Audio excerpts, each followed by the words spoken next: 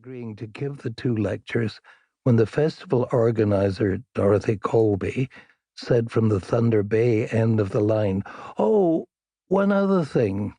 Besides your two classes, you'll be one of the authors reading from their books on Friday night." I was taken aback.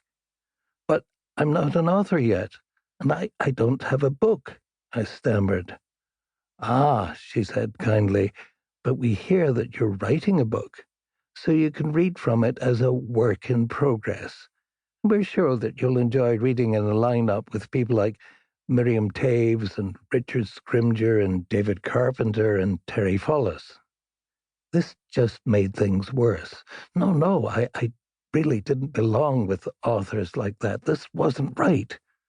But she was adamant, and I, very reluctantly, agreed to be part of the author's reading.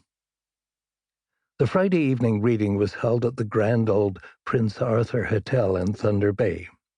It's one of the traditional railway hotels, very near the old station on the Lake Superior waterfront.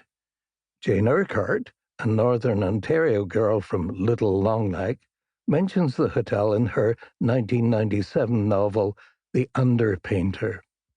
In a dramatic late chapter, the central character looks from the hotel window at the dazzling snow-covered lake, and he dreams he'll see his lover walking to him against a backdrop of the sleeping giant. The huge man made of rock slumbered now on a smooth white sheet, not on the textured dark bed of glimmering water I remembered from my summer arrivals. In real life, the hotel played a major part in Canadian history.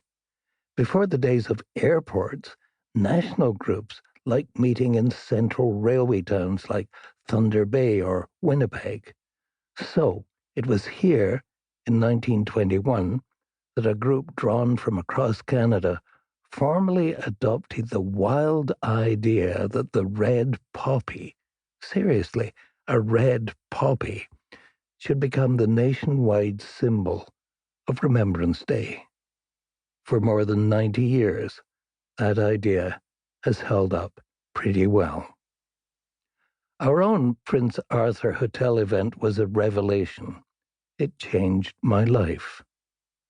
The reading setup was in accordance with the usual tradition.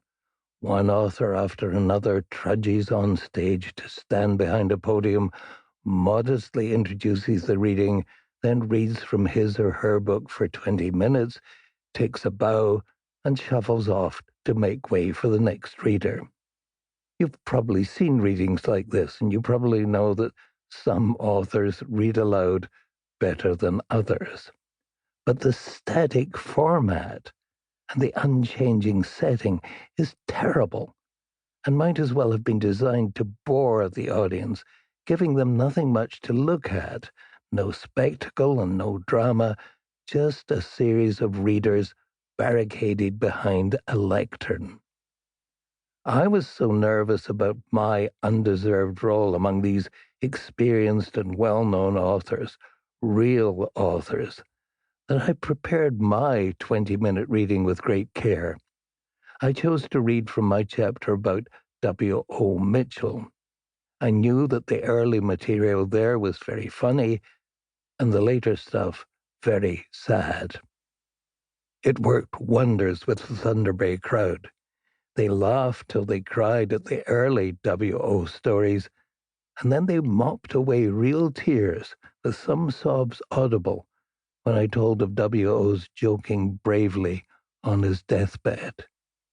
In the audience, my wife Jane's cousin, Paul Inksetter, whispered that he felt sorry for whoever had to follow that particular powerful ending. It was very gratifying, but it was something more. It made me think in a quieter moment, wow, they seem to really like these behind-the-scenes stories about working with famous authors.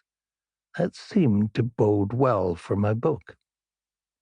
But I also thought, my goodness, there I was, stuck behind a podium, remote from the audience who were given nothing apart from me to look at during my static reading.